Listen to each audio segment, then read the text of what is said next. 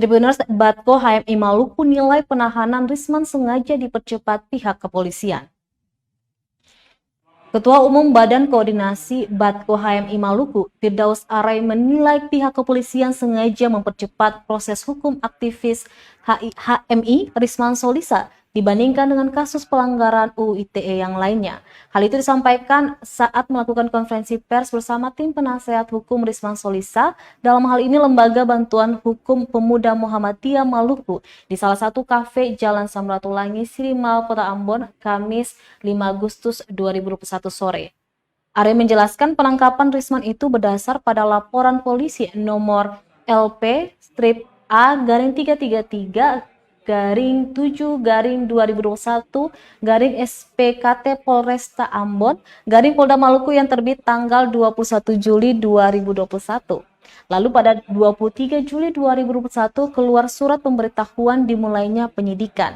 Risman lantas ditetapkan sebagai tersangka pada 24 Juli 2021 atas postingannya yang dinilai melanggar Undang-Undang ITE terkait delik murni. Kemudian surat penetapan Risman sebagai tersangka terbit justru setelah Risman diciduk. Are mengaku pihaknya merasa menemukan hal-hal yang janggal dalam proses penentuan Risman sebagai tersangka. Sebelumnya sempat beredar informasi aktivis Risman dilaporkan oleh pihak tertentu. Namun setelah berkasnya diperiksa, ternyata surat pelaporan tersebut berkode A, yang artinya pelaporan dibuat dari dalam internal kepolisian sendiri.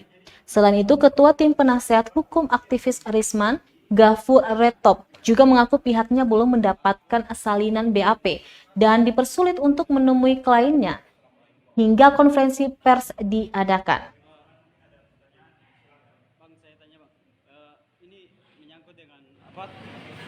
Risman ini jadi jelas itu Risman dilaporkan oleh pihak kepolisian sendiri atas dugaan tindak pidana pelanggaran undang ITE. Jadi memang awal itu kan sempat beredar informasi bahwa Risman ini dilapor ke pihak Satpol PP. Ada beberapa media sempat memotret, namun ternyata setelah kami periksa laporan polisinya itu ternyata berkode A, artinya laporan polisinya dari dalam internal pihak kepolisian sendiri. Jadi laporan polisinya tanggal 21 Juli, kemudian surat perintah penyidikannya tanggal 21 Juli juga, kemudian surat perintah SPDP-nya itu keluar tanggal 23 Juli, kemudian surat perintah penetapan tersangkanya itu tanggal 24 Juli, dan di tanggal 25 Juli surat perintah penangkapan itu dikeluarkan dan terus penangkapan itu dilaksanakan. Ditambah lagi dengan tanggal 26 itu ada surat perintah penahanan. Jadi bayangkan dalam rentetan waktu kurang lebih 5 hari itu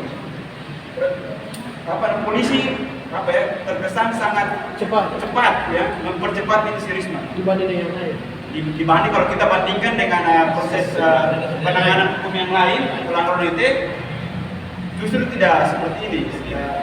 Waktu kurang lebih 8 hari ini ada perkembangan proses hukum yang dialami oleh saudara Risman Solisa, baik dari proses penangkapan tersangka. Terima kasih sudah nonton. Jangan lupa like, subscribe, dan share ya.